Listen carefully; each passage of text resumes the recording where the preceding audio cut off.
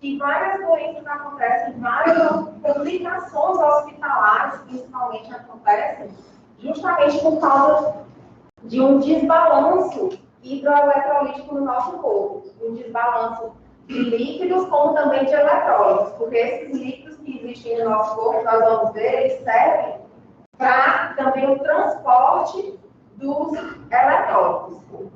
Aqui, como a gente colocou, a água, como eu estava falando, ela é vital para o nosso corpo, e a quantidade, ela pode variar, conforme a idade, a atividade metabólica, porque, por exemplo, quando a gente, antes mesmo de tornar recém-nascida, aqui colocou 75% de água, mas quando a gente ainda está como embrião, por exemplo, como é necessário um metabolismo muito alto para desenvolvimento da pessoa, já é praticamente tudo formado por água, chega a 90%, 98% de composição de líquidos.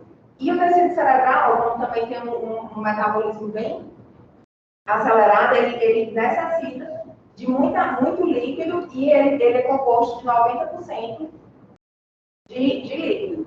E, como eu estava falando, a importância da manutenção dos gradientes iônicos e do potencial elétrico. Nós vamos ver mais à frente que quando os eletrólitos, que eles são minerais, quando eles se dissociam em líquido, em solução, eles tornam-se íons. E esses íons, eles têm carga elétrica. E essas diferenças de carga elétrica entre os íons vão formando diferentes potenciais, que podem, por exemplo, gerar ou gradientes, né, ou a questão da polaridade, como a polaridade de membrana, ter um lado, polaridade significa o quê? Você tem um lado positivo ou outro lado negativo. Você chama polaridade. Isso é essencial nas nossas células e em todo o nosso corpo, porque é a partir disso aí que existem mecanismos para a contração muscular, para impulsos nervosos. Agora eu vou dar uma introdução sobre a água em si, sobre a vela.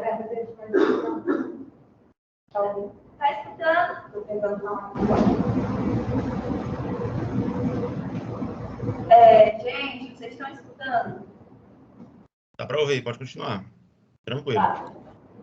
Certo. Aí eu vou fazer agora aqui uma introdução sobre a própria molécula de água, que é de extrema importância a gente entender essas propriedades, a molécula em si de água, para a gente poder entender como esses mecanismos que nós vamos ver à frente estão relacionados, né?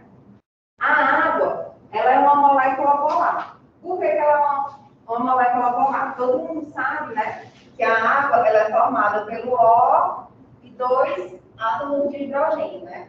Tem duas ligações covalentes aqui interligando os hidrogênios com o oxigênio. O oxigênio, na sua camada de valência, ele tem 6 elétrons, né? Só que para ele ficar estável, digamos assim, ele precisa de 8 elétrons. Então, ele compartilha aqui os elétrons com o hidrogênio, que ele forma essas ligações aqui covalentes, porque eles estão compartilhando os elétrons com o hidrogênio, e ele fica estabilizado com os seus 8 elétrons.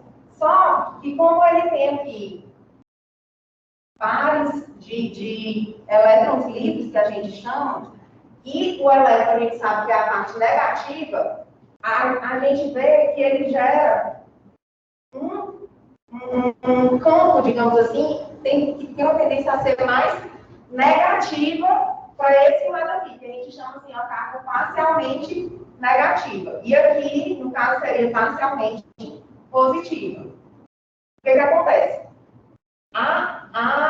O campo ele fica mais voltado de eletronegatividade para esse lado aqui. Então, esse lado aqui, ele fica mais negativo, né? E o que acontece? A água, ela não é uma molécula linear. Por quê? Justamente como tem esses elétrons livres, esses pares que eu falei aqui, a gente sabe que o que é negativo, ele repele o negativo, ele tem a tendência a puxar o que é contrário. Então, o que acontece? Aqui, no caso, esses eletromígios aqui, ele vai, no caso aqui, repelir aqui e formar uma ondulação de 105 graus aqui. Por isso que ela é angular. Se enfim, formar essa angulação, porque tem a questão dos vetores ainda, né, que é o vetor final aqui, que a gente coloca aqui, ele vai dar um vetor resultante para cá, e aí isso aí gera uma carga mais negativa para aquele lado. Isso aqui só para a gente explicar por que ela é uma molécula polar. E o fato dela ser polar, ela faz com que ela tenha interligações com outras moléculas polares. E ela também forma pontes de hidrogênio. Essas pontes de hidrogênio, elas são fundamentais para outras propriedades da água, como no caso, a coesão, a adesão, a capilaridade, a tensão superficial. E as outras também. Aqui, no caso, como eu estava falando da polaridade, a gente coloca aqui o solvente polar e universal, mas ela não é assim, 100% universal.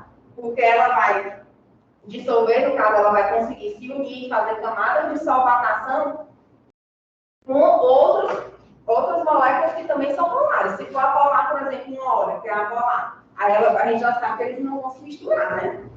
E aí, aqui, o que acontece em relação às propriedades? A coesão. Aqui na figura, está mostrando a coesão, a possibilidade da água se relacionar com outras moléculas iguais, ou seja, a água se relacionando com água. No caso, seria através das pontes de hidrogênio. A coesão, ela está muito ligada também à questão da tensão superficial. O que acontece com a tensão superficial? Quando a gente imagina um recipiente de água, a água na parte interna, ela se liga com outras moléculas de água, formando com outras 4 ligações, outras 4 moléculas, ela vai formando essas ligações entre água. Então, entre isso aí existe a coesão. Só que na parte superficial, as moléculas de água que estão exatamente na superfície, elas não têm as ligações, digamos assim, com as moléculas de cima. Só tem com as moléculas de baixo. Então, ela já não é uma ligação tão forte, digamos assim, como a que existe lá embaixo. Mas, mesmo assim, essa tensão superficial ainda é bastante importante. Inclusive, existem insetos que conseguem caminhar, aqueles insetos que chamam até de Jesus, que eles conseguem caminhar na água, porque eles têm baixo peso, né? E alguns também têm uma camadazinha de oleosa, né? Mas, por conta dessa tensão superficial, eles não afundam. E aí, a outra propriedade é a adesão. A adesão que a gente já pode ver nessa partezinha azul aqui, porque é a relação que ela tem com outro substrato, porque são a ligação que a molécula de água pode fazer com substratos diferentes, né? Com moléculas diferentes. A adesão, ela é interessante porque ela já é relacionada com outra propriedade que é fundamental para a vida, que seria o quê?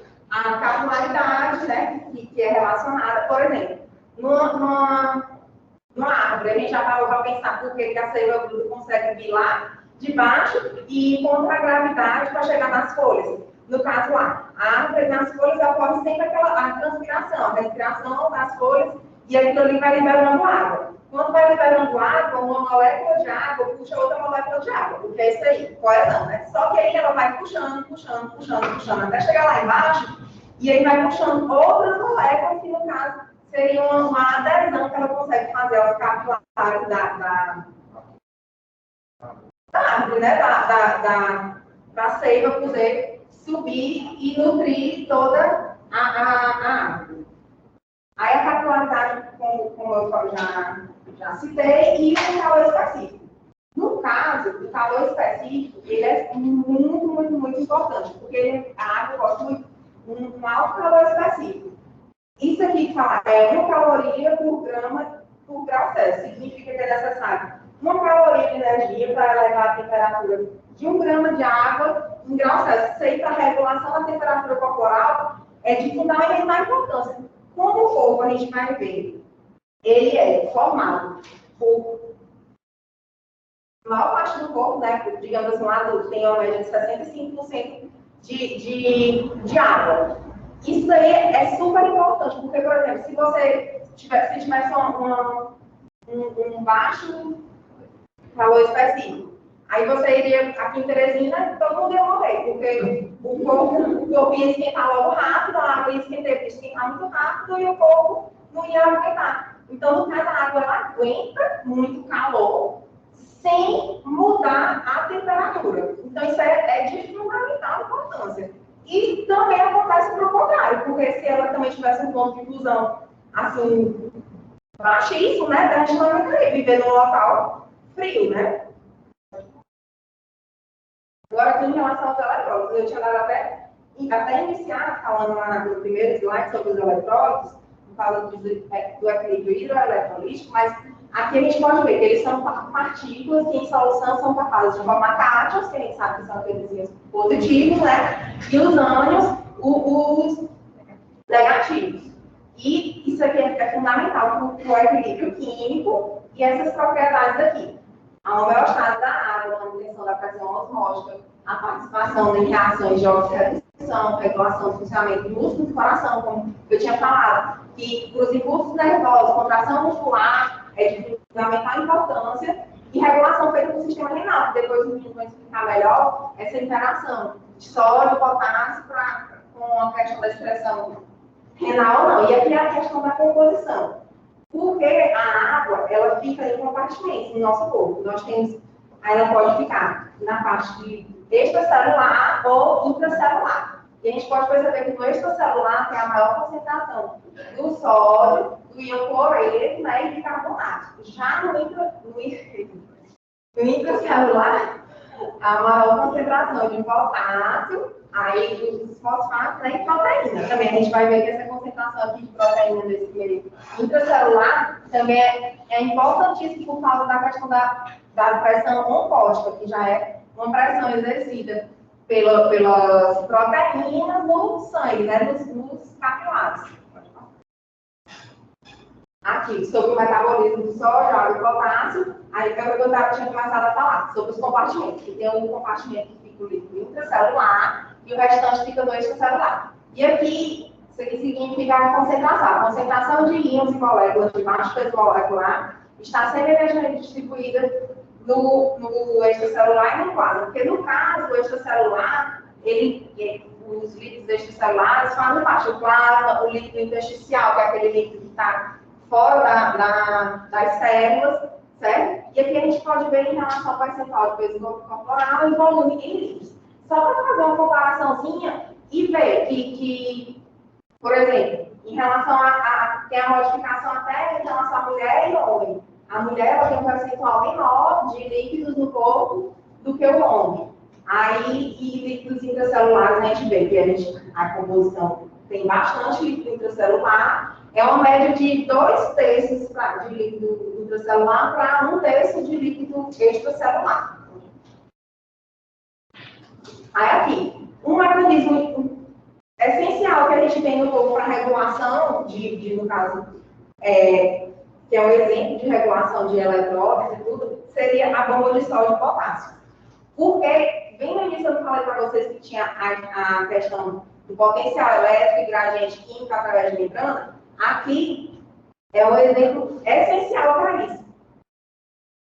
Essa proteína aqui, a gente está exemplificando, no caso, que é a ATPase, né? Que aí, quando você pode perceber, quando ela está na fase aqui normal, sem estar fosforilada, os átomos aqui, os íons, né? No caso, de sódio, vem 3, que ele passa aqui para o fluido extracelular. Só que vocês observam que aqui no fluido extracelular tem uma concentração maior de sódio do que de potássio. O natural seria o sódio, onde ele tem uma concentração maior, para cá, porque teria uma concentração menor. Aí o corpo ele procurou uma forma de compensar isso daí, que seria fazendo esse transporte aqui, através da proteína, para poder ir contra o gradiente de concentração, já que aqui está mais cheio de concentrado a quantidade, essa proteína ela faz o quê? Ela encaixa aqui os íons de sódio, aí vocês veem que vai já aparecer um ATPzinho aqui, o que acontece? Com a hidrólise do ATP, ela vai ser fosforilada, e da hidrólise a gente fica aquela quebra da ligação, ela produz energia, aí produz energia suficiente para ela mandar esses íons para o fluido extracelular, e aí, no caso, os íons de potássio, eles pegam logo a carona aqui e já vem também e volta, e quando eles voltam, você vê que já está desfosforilado, né? Isso aí é de extrema importância para contração muscular e impulso nervoso correticulado. O próprio impulso nervoso, ele é comandado, aqui não tem aqui, mas tem umas animações bem legais que mostram quando aqui ocorre, vai formando com o tempo. Outra coisa que eu quero falar. Como vão 3, né? E voltam 2, né? E os 2 são positivos, acaba que lá do lado de fora vai ficando mais positivo do que dentro, né? Então lá fora vai formando um campo mais positivo, dentro mais negativo, isso é o que a gente chama de polarização da membrana. Só que existem mecanismos que ocorrem para gerar um impulso nervoso que vai causando a despolarização. E aí, conforme vai ocorrendo essa despolarização, o impulso nervoso ele vai sendo encaminhado pela estrutura que a gente já viu, os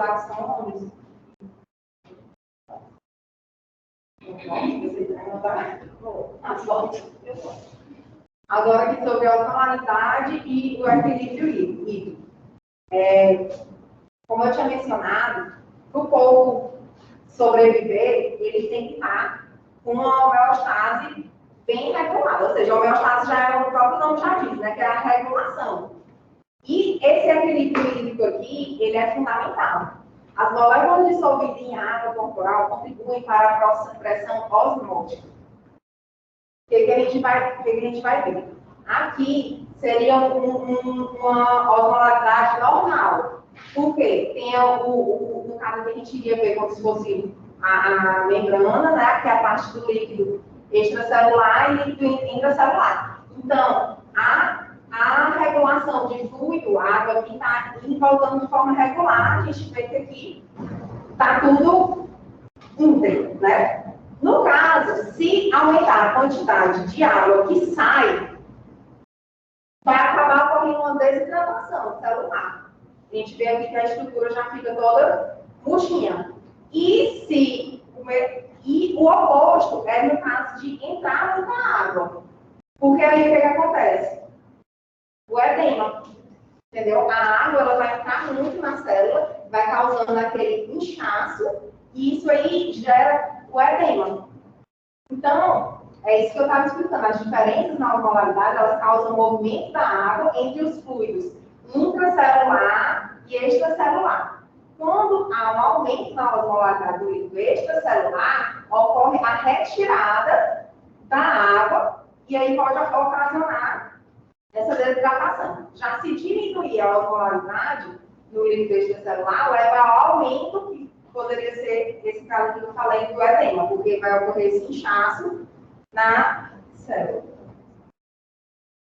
Aí aqui que eu tinha já até iniciado falando sobre as proteínas, porque tem a questão da pressão oncótica, né? E a pressão hidrostática.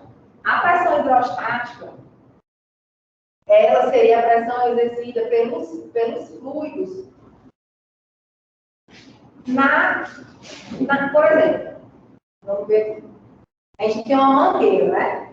Vamos ver, eu até tinha falado isso em outro, quando eu estava naquele seminário de aterosclerose, né? A gente imaginar os vasos como se fossem os tubinhos da mangueira. Se a gente está ali usando a mangueira normal, aí eu estou com uma plantinha bem aqui, o água bem perto da pele.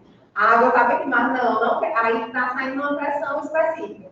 Se você quer aumentar a pressão, às vezes você não coloca o dedozinho bem aqui, a água já vai lá longe, por quê? Porque aumentou a pressão ali dentro. Aquilo ali é a pressão hidrostática.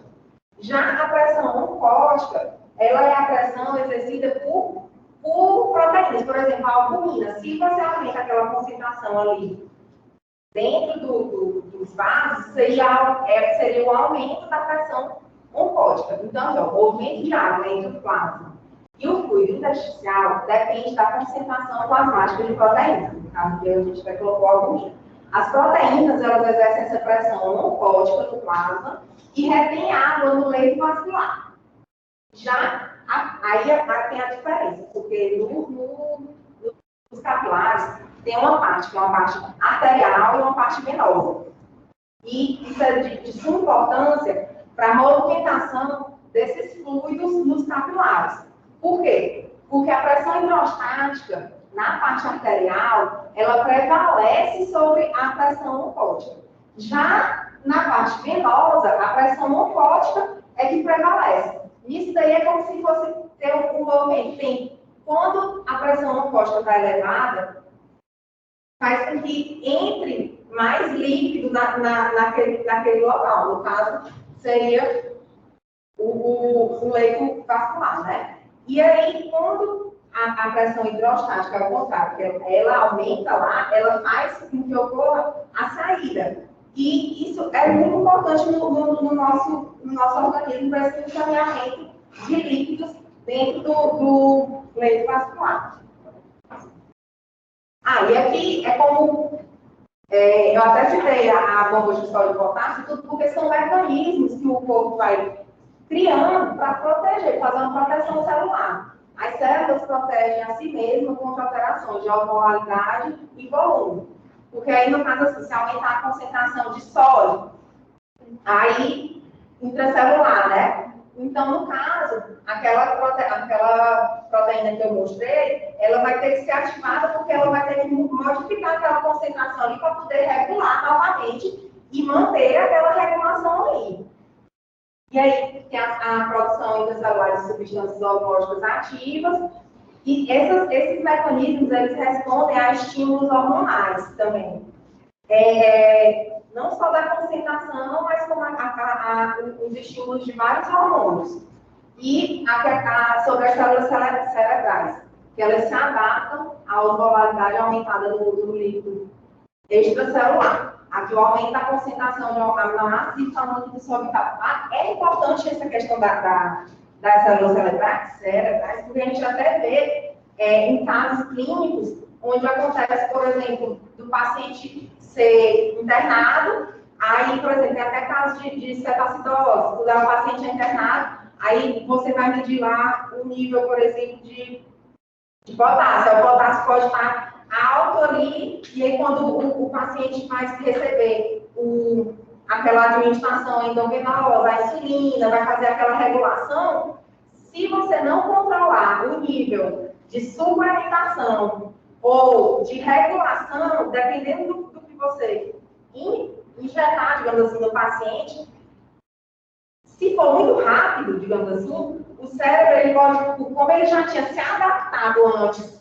àquele efeito, ele pode gerar até um estado comatoso. Por quê? Porque quando você vai repor, às vezes pode cair, por exemplo, drasticamente o nível de sódio, se você for fazer uma reposição, justamente por causa daquele contrabalanço. Então, isso é de fundamental importância. Agora,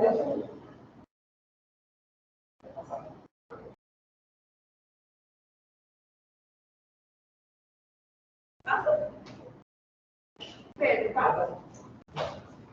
Bom, pessoal, vou falar um pouco sobre os edemas. Fica por aqui, para as pessoas de casa. Sobre os edemas. O que são os edemas? São, basicamente, retenção de líquidos em algumas partes do corpo de forma anormal. A gente sabe, como a Carol falou, que o nosso corpo ele tem um equilíbrio de distribuição de líquidos, né? E quando esse líquido ele vai para as extremidades, por algum motivo, ele tem que ser drenado, tem que ser novamente drenado para pressão sanguínea, ou para corrente sanguínea, ou ser excretado pela urina. E quando esse sistema não funciona bem, acontecem os edemas. E esses edemas eles acontecem por uma série de motivos. A explicação básica deles é quando a pressão oncótica, plasmática, e a albumina plasmática, no caso, quando esse sistema aqui de pressão oncótica e pressão osmótica, ele é desequilibrado. Bom, a Carol falou sobre pressão oncótica, não sei se vocês lembram, mas a pressão oncótica, ela é basicamente a pressão que os vasos fazem para que o líquido ele fique retido dentro dos vasos. A pressão osmótica, ela, no caso, o sistema de pressão oncótica e pressão osmótica, ele que equilibra se o líquido fica nos vasos ou se o líquido sai dos vasos. E quando acontecem situações em que podem acontecer edemas, a pressão oncótica plasmática ela está baixa. Ou seja, o líquido ele não tem tendência a se manter dentro dos vasos, ele tem tendência a sair para o meio extracelular, para fora dos tubos, no caso dos vasos sanguíneos. E aí, se essa pressão oncótica está baixa, o líquido ele não vai ser reabsorvido. E também, ele também acontece quando a concentração de albumina plasmática está baixa. E resulta, então, no deslocamento do fluido para o meio intracelular ou extracelular, e acontece em situações de permeabilidade, de alta permeabilidade capilar, de ineficiência do sistema linfático, que é o sistema exatamente responsável por pegar esse líquido das extremidades do corpo e, novamente, jogá-lo na corrente sanguínea, baixa filtração excessiva, uma baixa filtração de líquidos nos capilares e as consequências, no caso dos edemas, né, que é essa situação. Acontece rigidez muscular, insuficiência cardíaca e insuficiência na circulação sanguínea. Certo. O equilíbrio hídrico. No equilíbrio hídrico, a ingestão de água ela equivale à sua perda. A gente ingere água, né? O nosso corpo ele sente essa necessidade em alguma situação, e aí a gente ingere água, certo? Para que a gente ingere? Para que aconteçam as situações de metabolismo, como a gente estudou ao longo de todo esse período.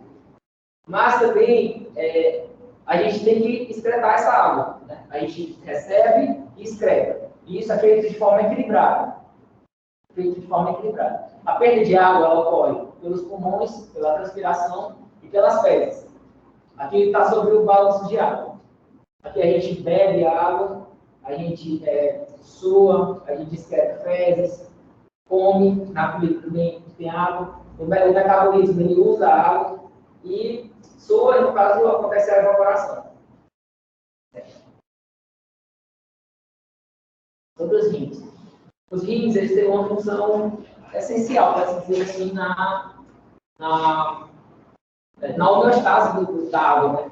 Porque eles controlam o equilíbrio ácido-base. Foi falado pela professora Helena que o controle ácido-base do sangue ele é muito preciso, né? Ele precisa ser muito preciso, precisa ser muito delicado, regulado, porque se acontecer uma situação de aumento do pH de forma descontrolada ou uma baixa do pH de forma descontrolada, isso pode desencadear uma série de desequilíbrios, de disfunções, que pode levar até a morte, né? Então, esse equilíbrio ele precisa ser muito bem regulado. Eles removem os produtos do metabolismo, eliminados pela urina, ações responsáveis por filtrar o sangue, definir o que fica no sangue e o que é excretado, no caso de resíduos. Eles metabolizam e removem drogas e toxinas, e eles também mantêm a composição, no caso, a osmolaridade e o volume do líquido extracelular. Bom, como é que ele faz isso? Ele é regulado por um sistema renina, angiotensina e pela vasopressina, que é um outro hormônio. Ele também produz renina e calcitrol.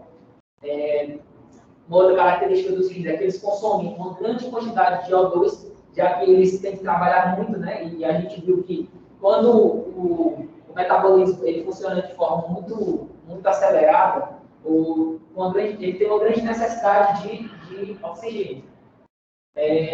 O néfron é uma unidade funcional do rim, isso aqui, no caso é o néfron.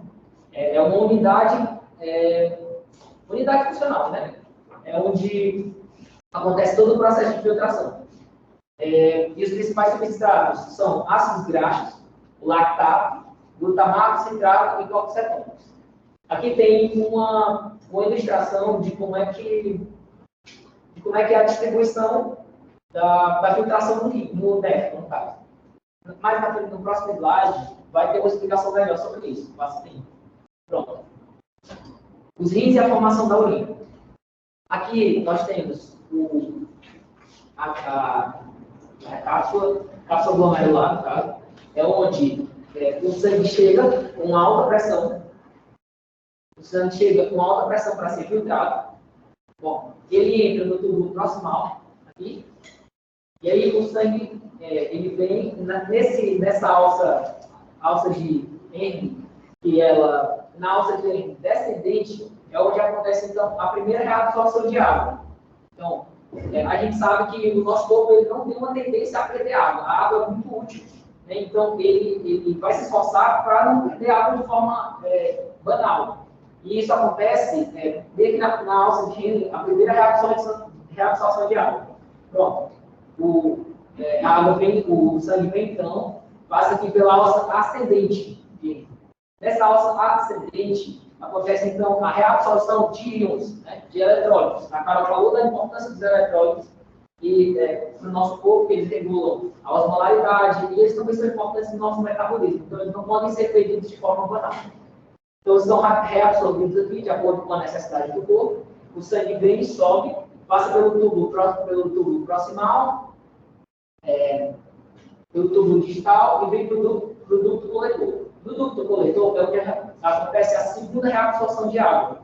Se o sangue ainda não foi reabsorvido a água de forma necessária, ele vai lá e reabsorve mais água.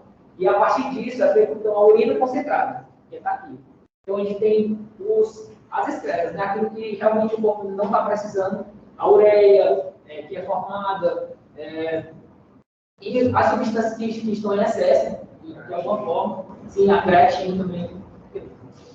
Sim, passa. Pronto, a urina. A função da urina é regular a concentração de solutos no líquido extracelular. Uma urina diluída, ela tem uma baixa concentração de íons. A gente sabe que quando a gente bebe muita água, né, a nossa urina ela tem uma tendência a ficar mais clara, mais transparente, pela baixa concentração de íons, já que a gente está diluindo a nossa urina. A urina concentrada ela já tem uma característica contrária, que é esse caso aqui. Uma urina concentrada, geralmente quando a gente acorda, que a gente vai urinar, a nossa urina ela tem essa tendência de estar concentrada, já que a gente passou em torno de 6, 7, 8 horas sem excretar, né? sem remover íons. É isso, passa. Pronto. A creatinina e a ureia secas. Qual a importância da creatinina e da ureia secas? Seguinte, elas têm uma importância no diagnóstico do funcionamento do rim. Os médicos usam muito essa prova de depuração para saber como é que está o funcionamento do rim. Porque se ele está funcionando direito, a creatinina, que é uma das excretas, por exemplo, ela tem que estar sendo excretada na urina. Então, se ela não está aparecendo, tem algum problema. Se no sangue também tem muita creatinina, tem um problema. Vou falar aqui sobre ela. A creatinina ela deriva da fosfocreatina, do músculo esquelético, e um aumento na concentração sérica da creatinina reflete a diminuição da taxa de filtração glomerular. Então, o que ele falou? Que se aumenta a concentração de creatinina, no sangue, então isso indica que o sangue não está sendo filtrado direito. Ou seja, o rim não está funcionando direito. Como é que funciona então a prova de depuração? Ela é uma medida da velocidade de remoção de uma substância no sangue durante a sua passagem nos rins. E ela depende da concentração plasmática dessa substância, da taxa excretora, que envolve a taxa de filtração glomerular e o fluxo plasmático renal. Pronto. O melhor método disponível para estimar, então, a presença de lesão glomerular difusa de grau leve a moderado. Certo?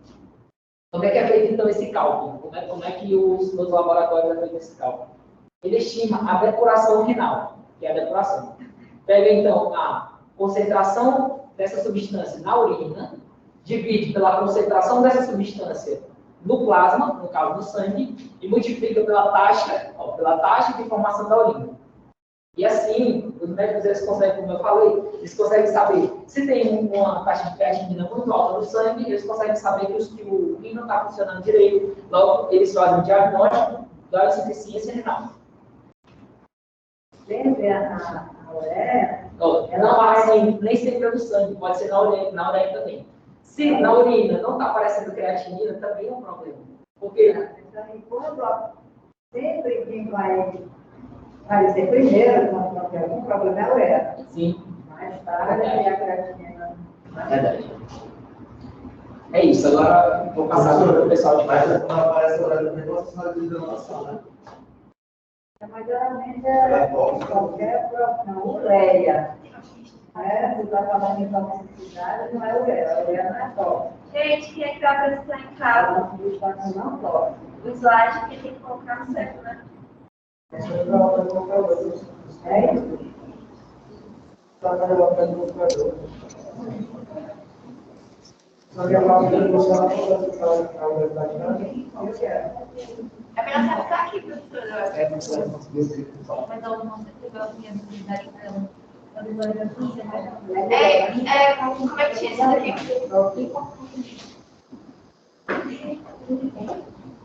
Também, já vai olhando pra cá.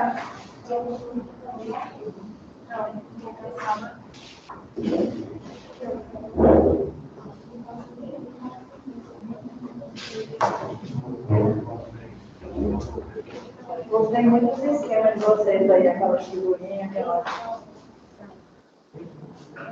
Tem que tirar, porque eu acho que você não consegue apresentar.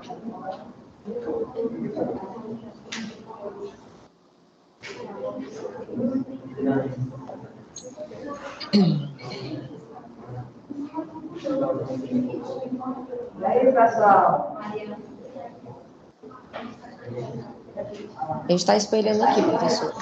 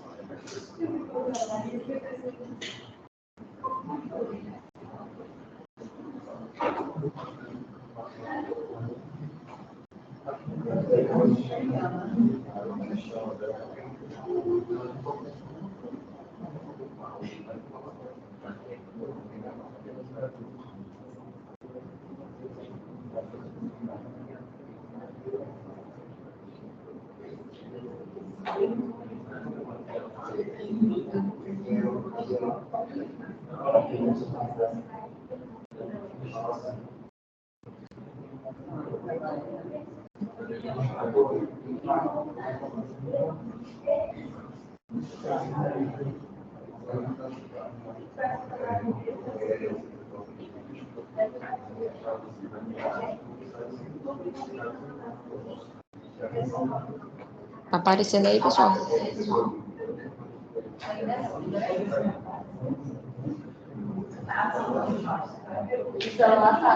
Tá aparecendo aqui. Ok. Vamos lá. Regulação renal do potássio. Posso começar, professora? Não está aparecendo aqui na tela. A tela aqui não é no computador, não.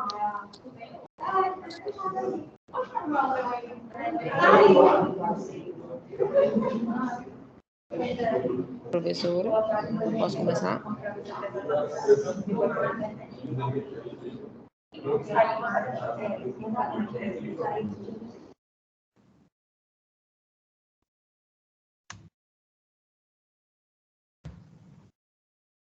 Posso começar?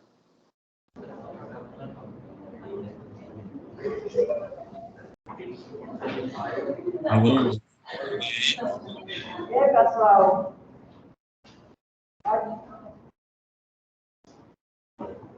Pronto? Pronto. Ok. Ei, vocês estão no computador aí, tá? Vocês no celular, vocês estão vendo? Tá. Porque nós estamos com um problema aqui que não está aparecendo, não. Pode encerrar o papo. Agora o...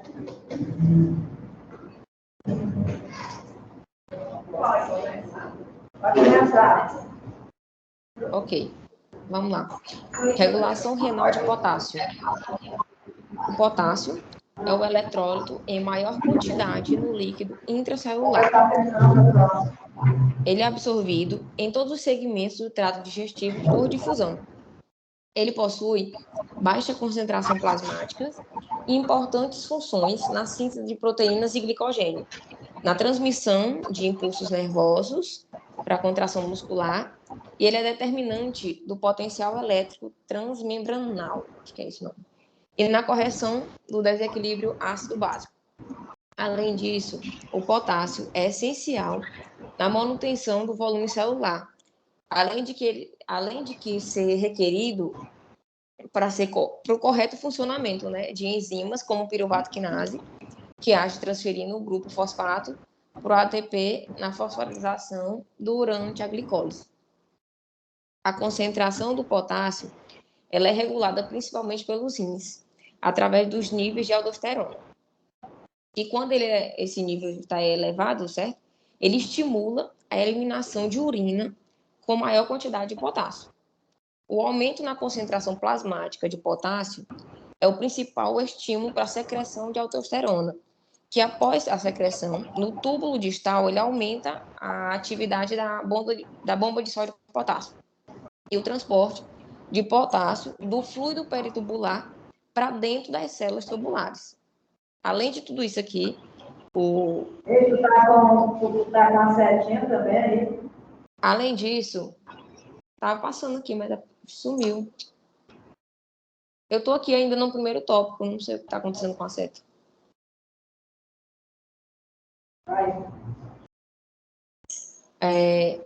Sim, deixa eu ver aqui o que eu estava falando. A estimulação da reabsorção, né, do sódio, aumentando assim o gradiente elétrico para a difusão de potássio nas células tubulares para o lumen e aumenta, né, a permeabilidade. O resumo da ópera.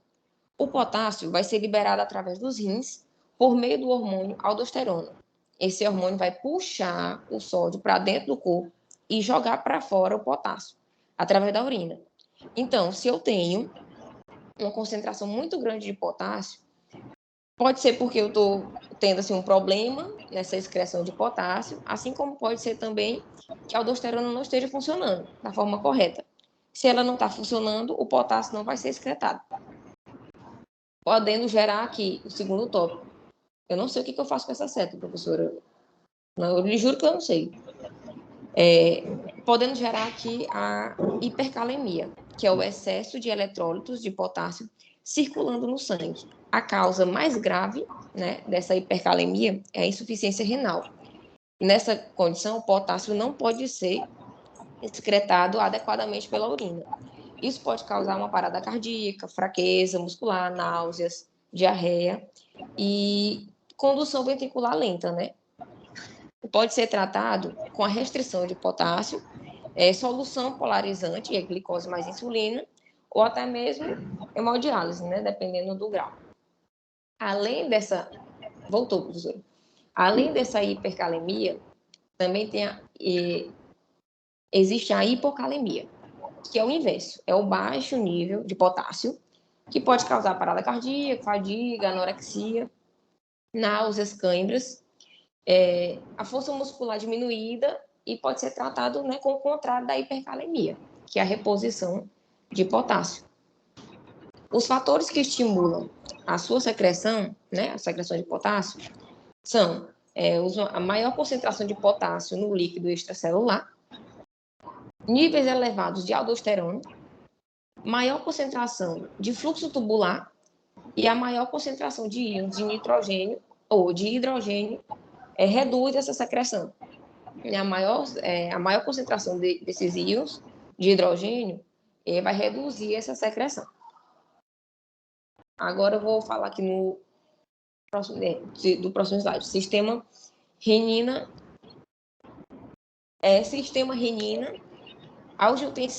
angiotensina e aldosterona.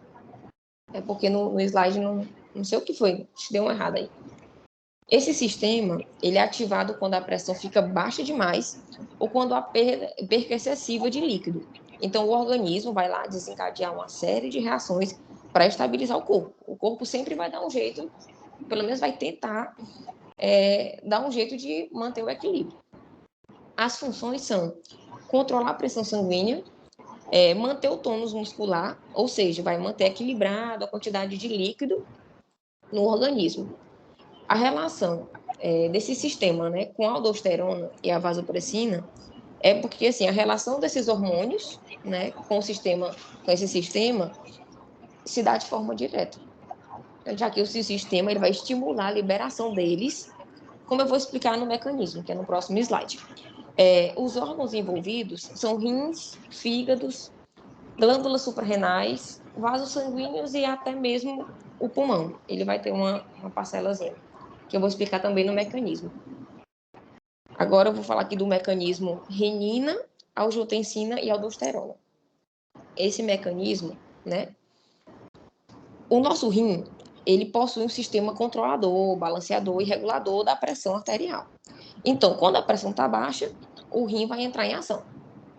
O rim, ele vai sintetizar uma enzima nas células justaglomerulares renais que ficam no glomérulo do rim, chamada renina. O fígado vai produzir uma proteína inativa, que é o angiotensinogênio. Aqui. Essa proteína inativa, certo? Produzida no fígado, vai ficar lá. A renina vai produzir nas células justaglomerulares renais, produzida, quer dizer, vai catalisar a conversão desse angiotensinogênio em angiotensina 1, que é a forma ativa dessa proteína. Só que a angiotensina 1, ela não é potente o suficiente para desempenhar o papel necessário, né, desejado. Então, essa angiotensina 1 vai lá para o pulmão, vai passar pela ECA, que é a enzima conversora de angiotensina, e vai converter, né, essa enzima vai converter a angiotensina 1 em angiotensina 2. Essa angiotensina 2 é um hormônio extremamente potente e age de diversas vias, diversas formas. Vai estimular a atividade simpática, fazendo a vasoconstrição. Quando isso ocorre, né, a pressão aumenta. Faz a reabsorção do sódio, consequentemente vai reter a água, e quando retém a água, aumenta o volume. Corrige a hipovolemia. Hipovolemia, a pressão, consequentemente, aumenta de novo. Estimula aqui a liberação de aldosterona, que vai regular o aumento vai regular o volume, né, extracelular e o tônus vascular, controlando assim o transporte renal de sódio e potássio, aumentando a pressão. Estimula também a secreção de ADH, que é a vasopressina, né, conhecida também como hormônio antidiurético, que vai controlar a absorção da água nos ductos coletores renais, determinando assim o volume final e concentração da urina. Esses dois juntos, né, a aldosterona e a vasopressina, eles vão controlar o uso da água e do sódio no organismo. Tudo isso para aumentar a absorção de água e o que aumenta o volume, né, e aumenta a pressão. Aumenta o volume de água no corpo, aumenta a pressão. Eu lembro até que quando eu estive dentro de hospital, quando o paciente estava com pressão baixa, o médico passa um soro, correndo rápido, para ajudar a aumentar essa pressão, né? Porque às vezes a pessoa estava desidratada e tudo, e quando desidrata, cai a pressão. Aí eu vou para o próximo slide agora. Eu vou falar aqui sobre os receptores de angiotensina e as doenças cardiovasculares. Patogênese relacionada com o mecanismo receptor angiotensina. A angiotensina 2, ela vai induzir a constrição do músculo liso vascular, fazendo com que haja um aumento da pressão sanguínea e a redução do fluxo sanguíneo renal e a taxa de filtração glomerular. Essa angiotensina ela vai estimular a liberação da aldosterona, que retém o sódio, né, e água, e a proliferação das células do músculo liso vascular pela ativação dos receptores AT1. Aqui, já parou de funcionar de novo aqui o laser, não sei o que está acontecendo, não. A angiotensina 2, ela tem 3 receptores, certo? Os receptores de tipo 1, que é o AT1, o receptor do tipo 2, né, que é AT2, e os receptores MAS. A ativação do receptor AT1 tem efeitos que promovem a doença cardiovascular. Estimula a estimulação da resposta inflamatória, deposição da matriz extracelular, geração de espécies reativas do oxigênio, né, e efeito protrombótico. Essas ações elas são antagonizadas pela ativação dos receptores de AT2, que vão induzir a vasodilatação por meio da estimulação pela estimulação da produção do óxido nítrico. Isso. Promovem perda, né, de sódio e vai inibir a proliferação de células musculares lisas vasculares. Aqui embaixo. As ações da angiotensina, ela agem também pelo meio do receptor denominado MAS, como eu falei, né? Que pode se ligar a AT1 e a AT2. Também parecem ser cardioprotetoras, né? Tem uma relação cardioprotetora. Alguns fármacos que inibem a ECA, que é a enzima conversora de angiotensinogênio, são usados, né, atualmente para tratamento de hipertensão e insuficiência cardíaca. Aí agora eu vou explicar aqui o próximo slide, que é a aldosterona e a homeostasia de sódio e potássio. A aldosterona, ele é o principal hormônio mineral corticosteroide, isso, no homem, e é produzido no córtex adrenal. A função, né, dessa aldosterona é regular o volume extracelular e tônus vascular, como já foi dito, controla o transporte renal de sódio e potássio. Como é que acontece aqui o processo? A aldosterona ela vai se ligar ao receptor do mineral corticoide cistosólico nas células epiteliais, principalmente no ducto coletor renal.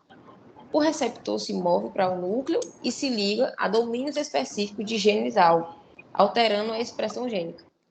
A aldosterona ela vai regular a bomba de sódio e potássio, tanto pelo mecanismo de curta quanto de longa duração. E também vai regular os transportadores, né, do sódio no túbulo proximal. O cotransportador do sódio no túbulo distal, ele é um canal de sódio, e o canal de sódio na célula epitelial do ducto é um... Deixa eu me expressar melhor aqui. Vai acontecer lá no canal de sódio de célula. Um canal de sódio na célula epitelial do ducto coletor. O resultado final é um aumento na reabsorção de sódio e secreção, né, que vai ser aumentada, a secreção de potássio e o de hidrogênio. A aldosterona tá bem explicativo, né? Já foi tanto dito, falado sobre a aldosterona. Vou passar. Agora eu vou falar sobre os marcadores da insuficiência cardíaca. A importância dos biomarcadores da insuficiência cardíaca, ela se dá assim. Os peptídeos natriuréticos, eles são marcadores importantes na insuficiência cardíaca. Os 2 peptídeos principais são o peptídeo natriurético atrial, que é o ANP, e o peptídeo natriurético cerebral, que é o BNP. Esses peptídeos, eles promovem a excreção renal de sódio e redução da pressão sanguínea. O ANP, que é o peptídeo natriurético atrial, e o BNP, né, que é o peptídeo natriurético cerebral, são secretados em resposta à distensão atrial e à sobrecarga de volume no ventrículo. Eles se ligam, né, a receptores ligados às proteínas G Os receptores do tipo A estão localizados predominantemente nas células endoteliais e os receptores do tipo B, né, no cérebro. Existe uma reatividade cruzada entre os diferentes receptores natridiuréticos em relação a esses peptídeos. O ANP e o BNP como marcador de insuficiência cardíaca. É importante notar que esses níveis de ANP e BNP estão aumentados na insuficiência cardíaca e, consequentemente, as suas medidas vão ser usadas como marcadores bioquímicos precoces para essa condição, né, de insuficiência cardíaca. Essas medidas elas são particularmente úteis para excluir a presença de insuficiência cardíaca em pacientes, né? Eu vou explicar bem aqui a imagem que fica um pouco mais fácil de entender. O ANP e o BNP ativo, eles são responsáveis por fazer a clivagem dos aminoácidos. Eles vão ser responsáveis para diminuir a pressão sanguínea, né? Eles vão se clivar e vão diminuir a pressão sanguínea. E o ProANP e o ProBNP, eles são dosados para controlar a insuficiência cardíaca. Eles vão ser úteis, né, para excluir a presença de insuficiência cardíaca nos pacientes. Porque, assim, às vezes apresenta, como é que eu posso dizer, sintomas inespecíficos, né, como, tipo, dificuldade respiratória. E aí, fazendo a dosagem, né, desses marcadores, vai ter um controle melhor. Aí vai excluir ou não a insuficiência cardíaca. Por isso é importante, né, esses marcadores da insuficiência cardíaca. A importância da dosagem desses marcadores da insuficiência cardíaca. Aí o Eduardo vai dar continuidade agora.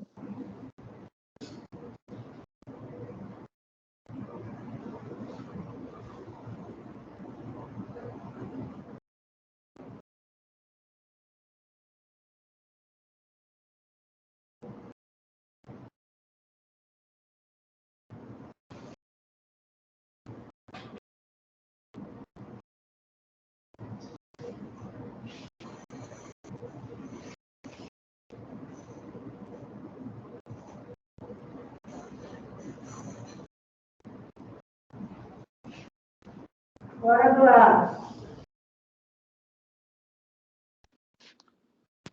Só um minuto, professora, começar a espelhar aqui.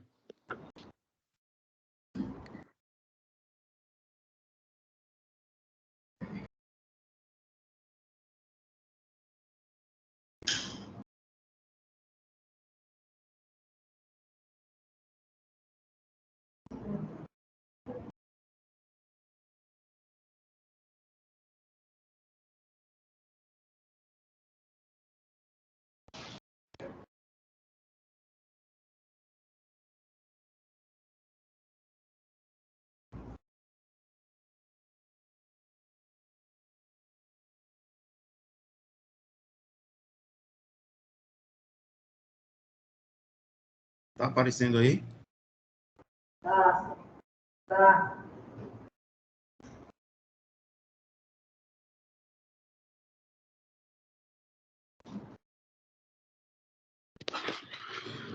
Bom, vou começar aqui, professor. Dando continuidade ao seminário, vou falar das vasopressinas e acoporinas. A vasopressina, também conhecido como hormônio antidiurético, ADH, tem a função de facilitar a reabsorção de água que se encontra nos tubos renais.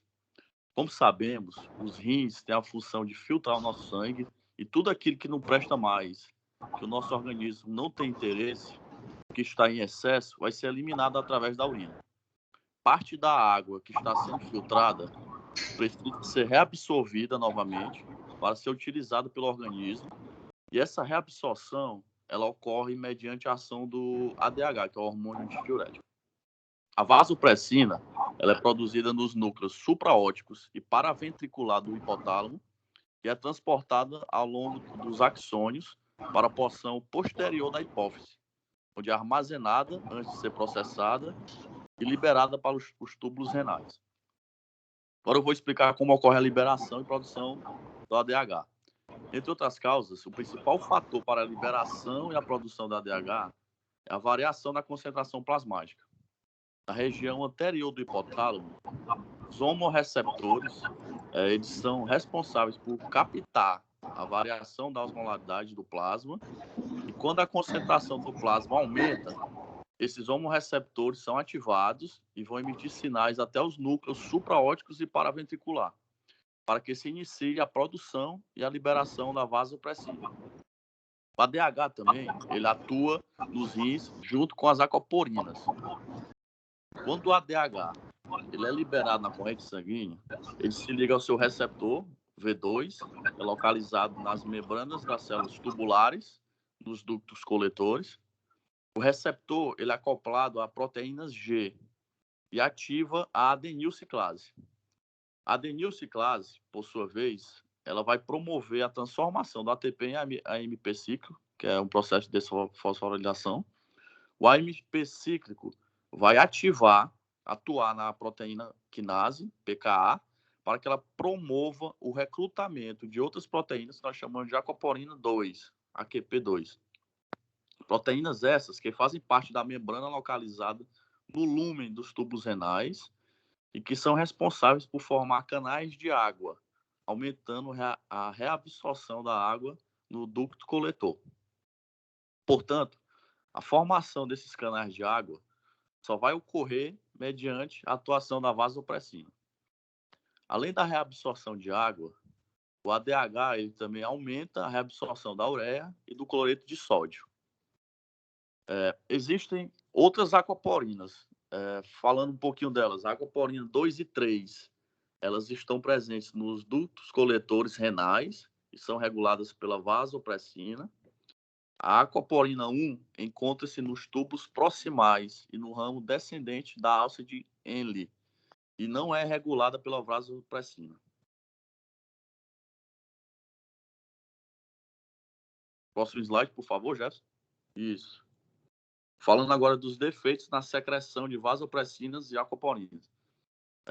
O diabetes insípidos, diferentemente dos outros, ele é ocasionado por problemas na produção, secreção ou mecanismo de ação do hormônio antidiurético, que é o ADH. Assim, uma diminuição de ADH faz com que o volume da urina aumente. Uma pessoa com essa doença apresenta urina clara e não concentrada, graças às alterações na síntese ou ação do ADH. O paciente, ele urina em grande quantidade, sente muita sede e bebe muito líquido. Ocorre ainda um aumento da micção durante a noite, podendo ocorrer até mesmo involuntariamente. Outro tipo de diabetes é a insípida nefrogênica, relacionada com mutações no gene do receptor da vasopressina e também no gene da aquaporina 2, impedindo a atuação do ADH. Os sintomas são os mesmos da diabetes insípidos, que é a perda de grande quantidade de urina, e isso pode levar a um quadro de desidratação. A síndrome da secreção inapropriada de hormônio antidiurético, que a sigla dela é SIADH, surge quando o hormônio antidiurético, que é a vasopressina, ele é secretado em excesso pela hipófise, fazendo com que o organismo retenha líquido e reduza os níveis de sódio no sangue por diluição. A síndrome pode surgir quando a vasopressina é produzida fora da hipófise, como ocorre em alguns tipos de câncer de pulmão. Os sintomas dessa síndrome são aqueles relacionados aos baixos níveis de sódio no sangue, que é a hiponatremia, como lentidão e confusão. Pode passar o slide, por favor, Jéssica. Falando um pouquinho da integração da homeostase da água e do sódio, em a mais. A aldosterona e a vasopressina, juntas, elas controlam o uso da água e do sódio. A vasopressina contribui para o controle da osmolaridade plasmática, regulando o metabolismo da água, e a aldosterona regulando o sódio. Na condição de excesso de água, a produção de renina é suprimida e isso provoca uma baixa concentração de aldosterona, que permite a eliminação de sódio na urina. Como o excesso de água dilui o plasma, a osmolaridade plasmática diminui também. Essa redução da osmolaridade, detectada pelos homorreceptores, suprime a sede. Eduardo, calma. Oi? Cadê laser? A melhor coisa é o esquema, se explicar pelo esquema, fica mais didático, fica melhor. Bora? Consegue colocar, Jefferson? É que quem está espelhando é o Jefferson, professor. Eu tive problema para espelhar. Aí pedi para o Jefferson espelhar por mim. Pronto. Tá aí. A senhora consegue ver a seta? Estou vendo. Agora está, estou vendo. Vamos lá, continuar. A supressão da vasopressina, ela leva à perda de água pela urina. Como consequência desse processo, a perda de água e também sódio, que é eliminado pela urina. O déficit de água, a condição de déficit de água, ela é oposta à do excesso de água, que eu expliquei agora há pouco. Aqui, no déficit de água, a aldosterona, ela inibe a eliminação do sódio pela urina. Além disso, o déficit de água provoca um aumento na osmolaridade plasmática e estimula a secreção de vasopressina, com consequente redução do volume urinário. Falando um pouquinho desse mapa mental que a figura está aí mostrando, o mapa mental ele mostra que o metabolismo da água e do sódio eles estão intimamente ligados. Um aumento na osmolaridade do líquido extracelular, ele estimula a secreção de vasopressina, levando ao aumento da reabsorção renal da água. Isto provoca a diluição do líquido extracelular e a osmolaridade também diminui. Esta resposta é reforçada pelo estímulo da sede.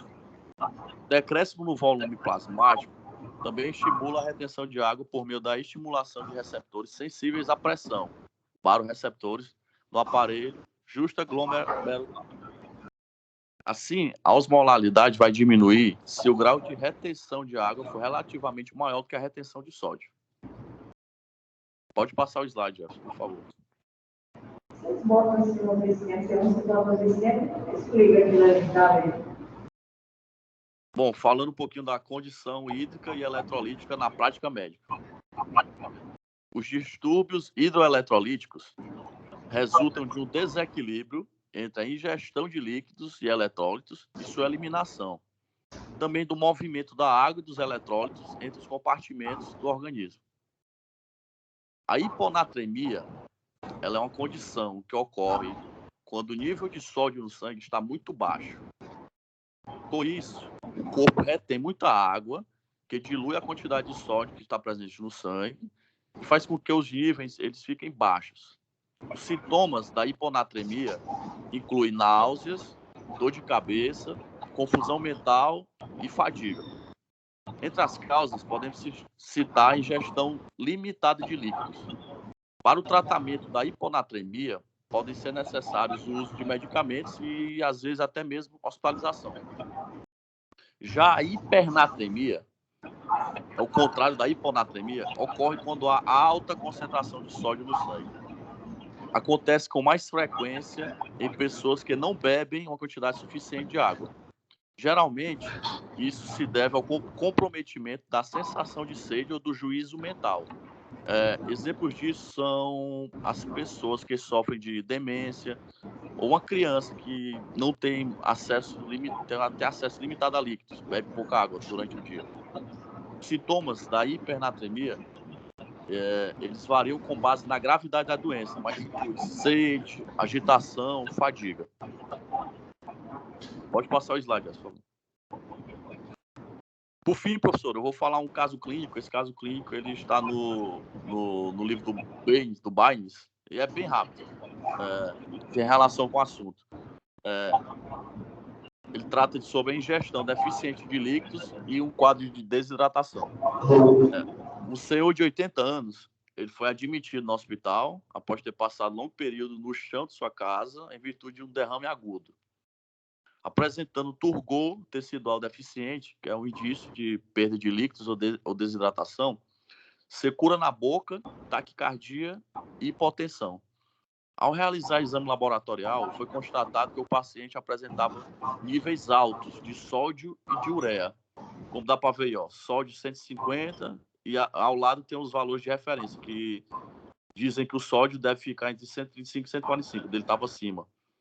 Também a parte da ureia dele também estava alta. Ali, deu no exame 5,2 e os limites são 2,5 a 6,5.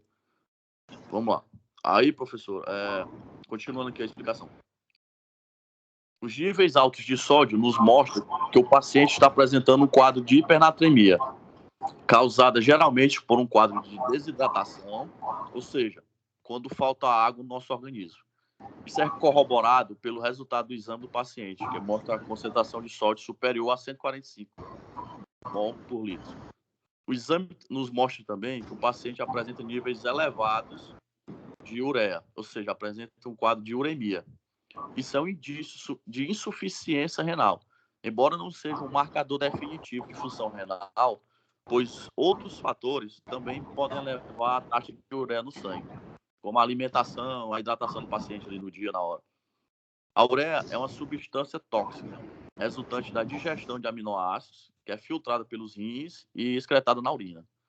Conclui-se, portanto, nesse caso clínico, pelos sintomas do paciente e o resultado do seu exame, que seus eletrólitos e o equilíbrio ácido-básico estão anormais, que pode indicar um quadro clínico de desidratação. A desidratação, nesse caso, ela requer tratamento médico com solução intravenosa, contendo predominantemente glicose 5% para repor o déficit de água. Assim, professor, eu encerro minha apresentação aqui da minha parte. E o seminário como um todo. Pessoal, vocês aí da turma B, eu senti que vocês não exploraram muito. Vocês não exploraram muito aí os esquemas que vocês colocaram. Ficaram falando, e cumprir aqueles esquemas, principalmente nesse tempo que nós estamos, que o pessoal está presencial, mas tem vocês que estão em casa. Então, facilita demais a explicação dentro desses esquemas que vocês colocaram. Porque às vezes vocês colocam e não exploram. Tá? Então, Se a senhora quiser, eu explico de novo, mas eu acho que eu explico. Deus o livre. Deus o livre. Estou aqui morrendo de dor de cabeça. Então, não, senhora não. Então, nós vamos agora passar para ver quem tem alguma coisa para me dizer aí sobre esse artigo. Eu vou dar aqui a palavra para a Ana Letícia. Para eles ouvirem.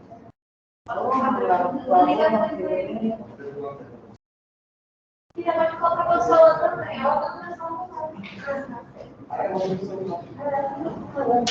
Vou dar aqui a palavra para a Ana Letícia.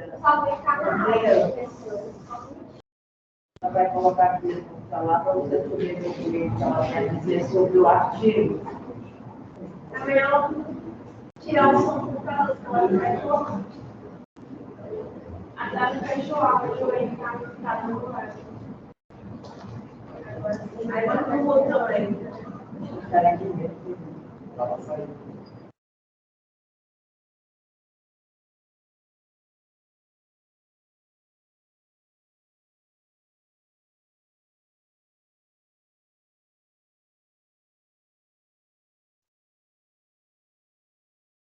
Poxa, ela saiu, foi, minha gente?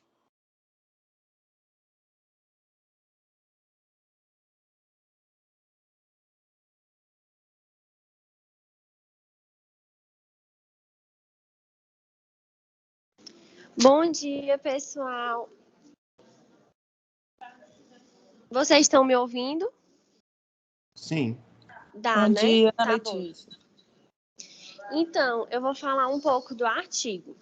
Primeiramente, é importante a gente falar que nós devemos compreender os distúrbios hidroelétricos. Esses distúrbios hidroelétricos, eles são muito frequentes no dia a dia de especialidades clínicas, de especialidades cirúrgicas, e a gente compreender essas fisiopatologias é muito importante para a gente saber qual tratamento deve ser utilizado para ter uma resposta efetiva, a resposta que a gente espera dessa doença.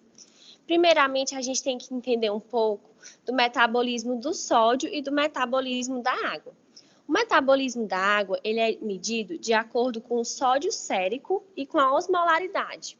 E quando ocorre alguma alteração nessa osmolaridade, podendo ocorrer uma hiperosmolaridade, uma hiposmolaridade, desencadeia esses distúrbios. O do sódio já é avaliado de uma forma diferente.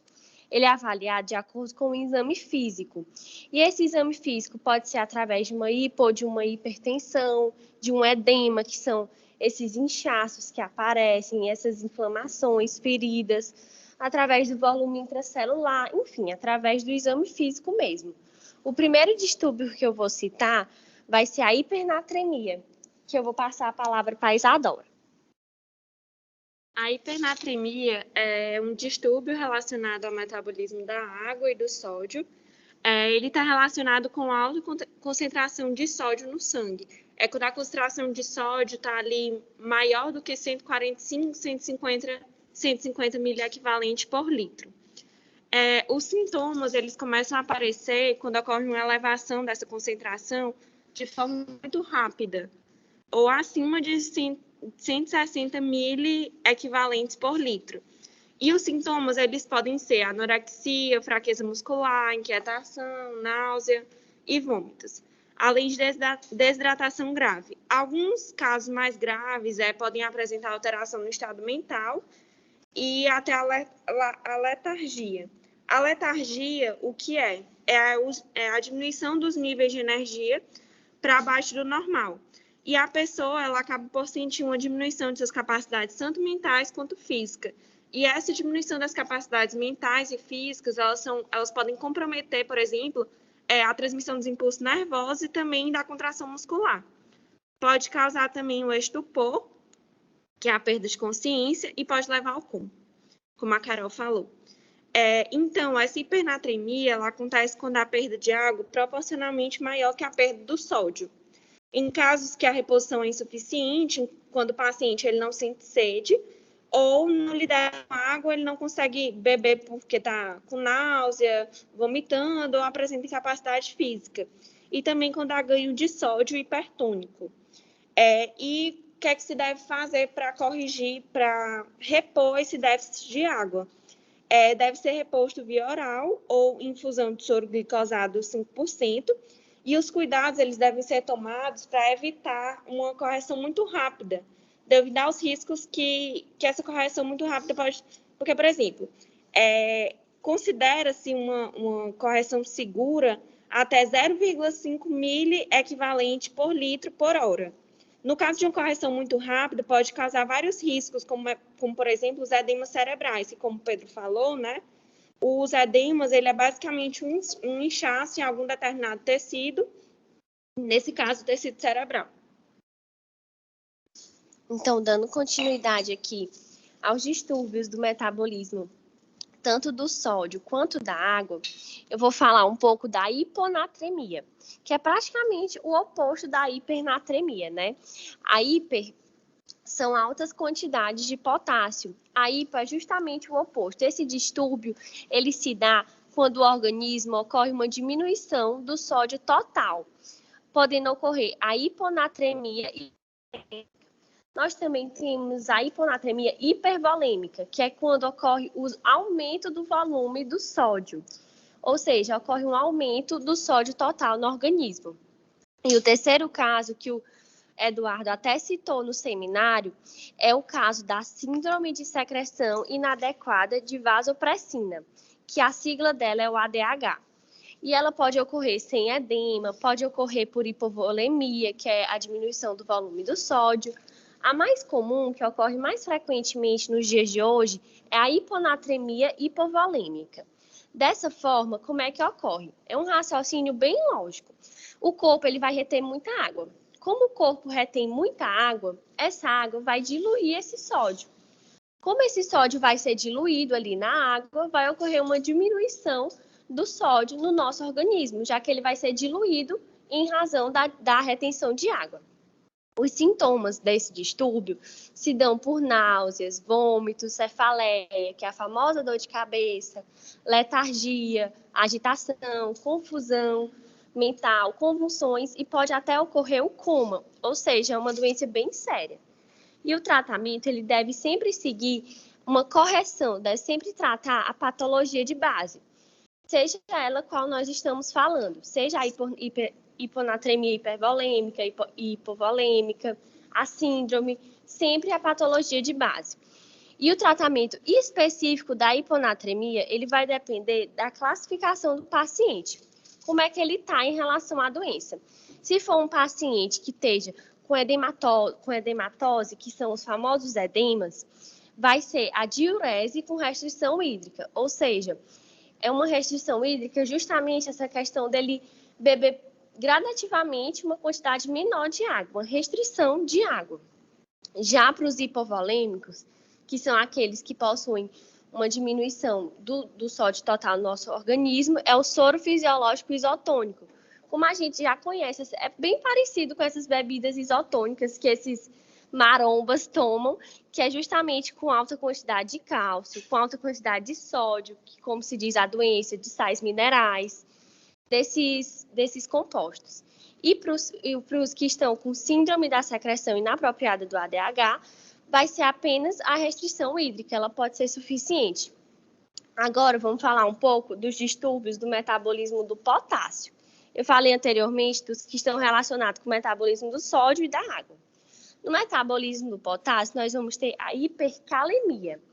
A hipercalemia ocorre quando o paciente, como o nome já diz, esse prefixo hiper, esse paciente está com uma alta quantidade de potássio no corpo dele.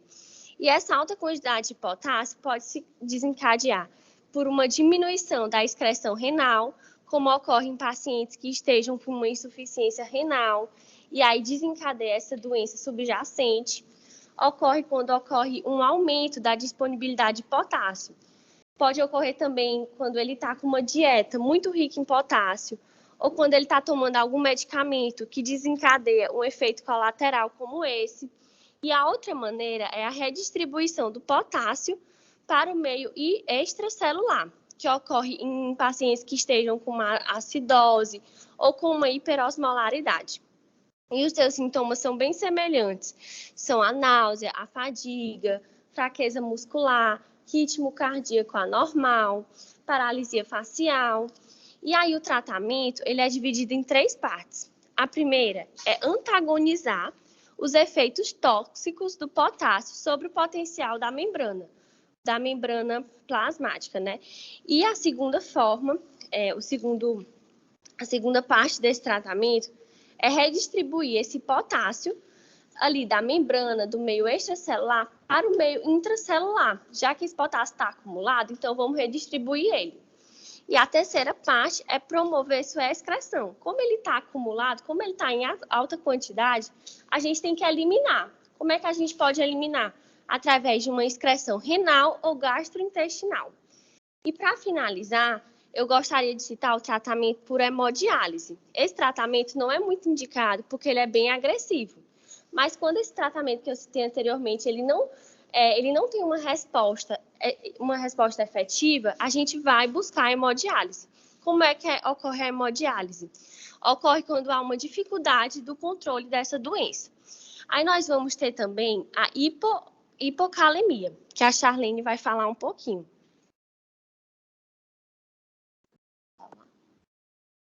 Bem, a hipocalemia já é uma diminuição dos níveis de potássio. Potássio esse, que é um dos eletrólitos, assim como cálcio, magnésio, sódio, fósforo, que controla os níveis eletrólicos da célula, né? Esse abaixamento, ele vai provocar vários problemas na transmembrana, no seu potencial de equilíbrio ácido-base. E vai afetar o quê? Sistema cardíaco, sistema muscular, sistema nervoso. Em sistema muscular pode causar câimbras, em sistema cardíaco, o ritmo cardíaco errado, né? Arritmia cardíaca, desacelerado ou não. Em sistema nervoso pode causar vários problemas. Esse nível abaixo de potássio, ele pode ser causado não só por problemas adjacentes, algum problema, alguma doença que a pessoa já tenha, mas também pode ser causado por vômitos, porque a gente sabe que no vômito há a perda de quê? Água e eletrólitos, Diarreia também a perda de quê? Água e eletrólitos, ou pode ser causado por algum medicamento que esteja usando, e o médico tem que prestar bastante atenção quando recebe uma pessoa com algum problema de eletrolítico, para poder não fazer uso de medicamentos diuréticos, porque se a pessoa já está perdendo os eletrólitos e perdendo água, assim, se usar um medicamento diurético, só vai piorar. Para fazer o tratamento é o que? Observar durante a consulta e exames desses eletrólitos para tentar fazer reposição ou usar de algum outro meio para que seja reposto esse eletrólito, que é essencial para os níveis organizacionais da célula do organismo, como foi explicado aqui no nosso seminário. E aí estão vários problemas, né? Hipocalemia, a hipo do sódio também, temos a hiponatremia e a hipernatremia. Tem que ter bastante cuidado com a quantidade e os níveis normais desses eletrólitos na célula, porque, como a gente viu no seminário, água e eletrólitos são essenciais para que o organismo se mantenha bem ativo.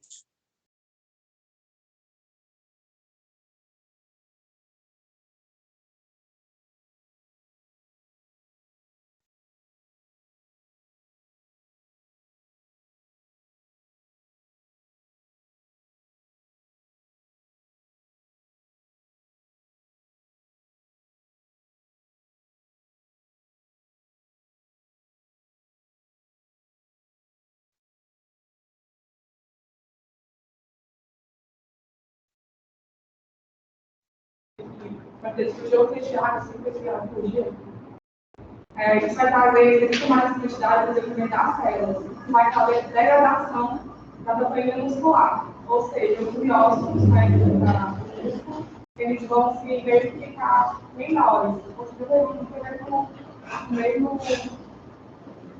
visual que a gente teve antes de essa da casa. E também outra coisa que é importante, porque a água ela vai transportar o oxigênio, gordura, glicose, energia, os nutrientes para todas as células do corpo. E aí, isso vai ser muito importante também, porque vai remover, ao mesmo tempo vai transportar, ela também vai remover produtos residuais que são inibidores de alimento, como o ácido lático e os óxidos de carbono dos músculos em atividade.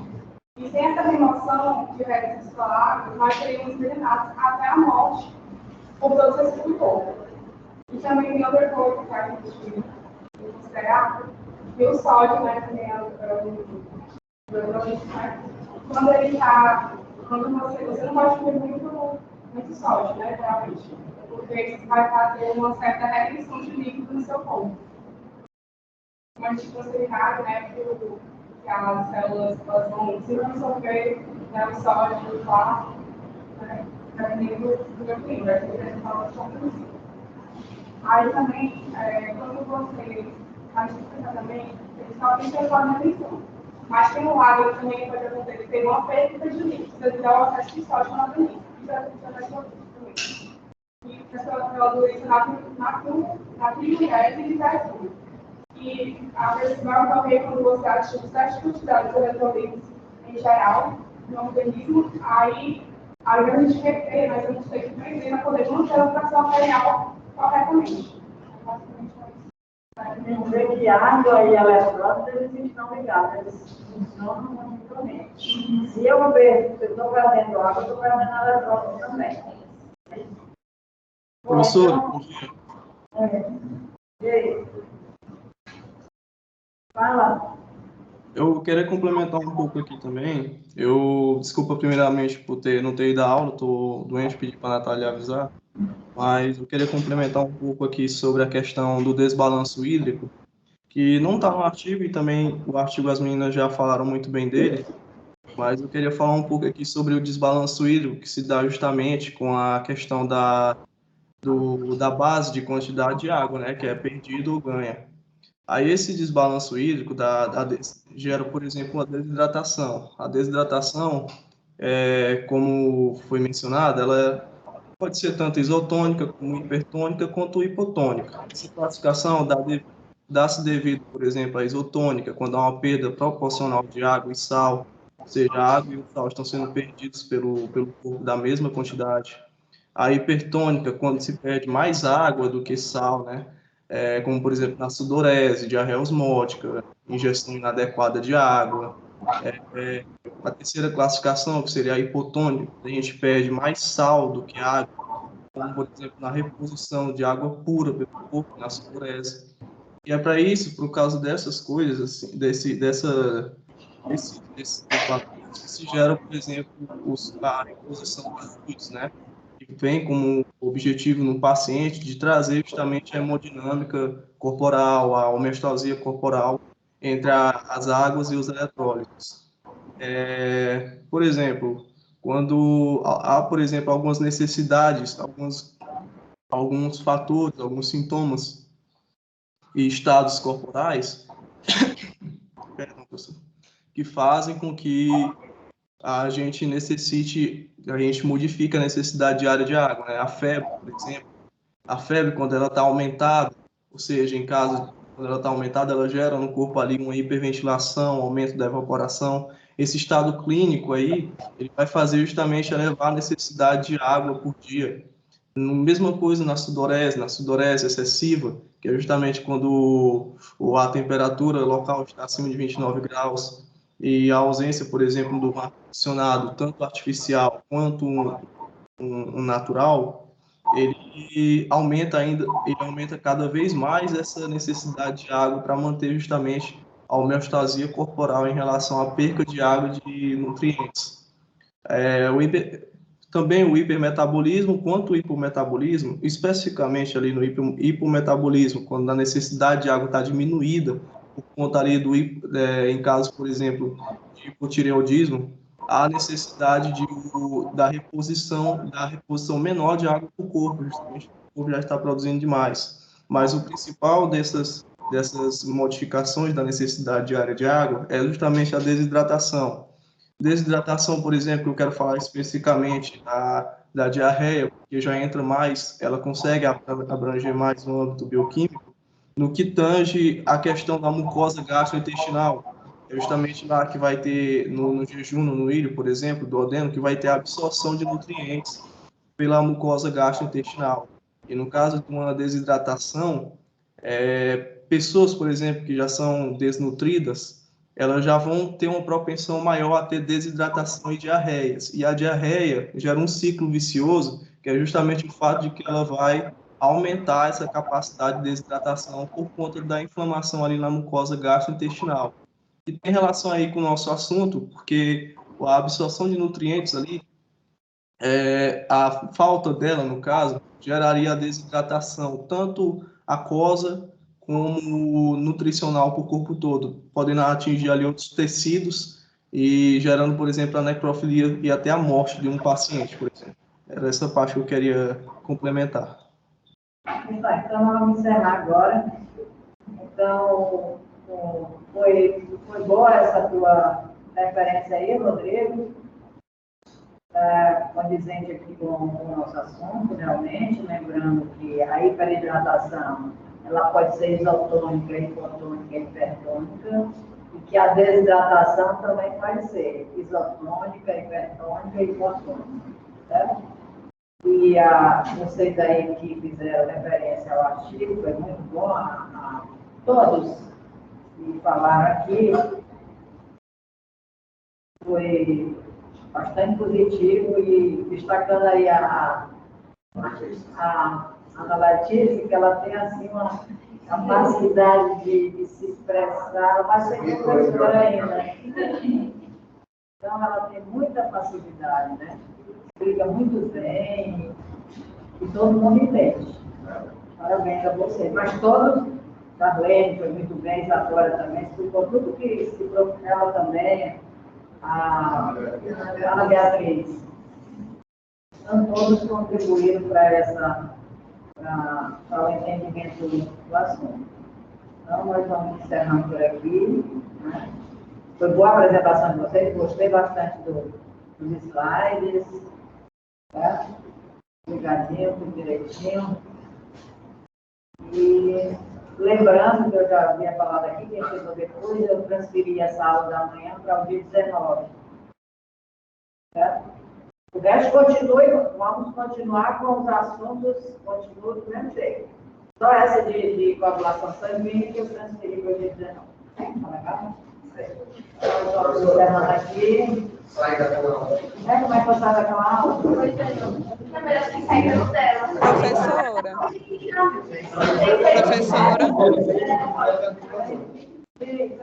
Professora, é só para falar que eu estou aqui no online, viu? Eu assisti a aula direitinho, deu certo. A Beatriz, que eu tinha falado com a senhora antes.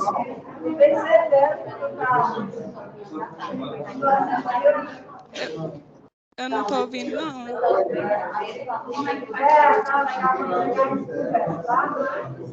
Tá bom, professora. Tchau.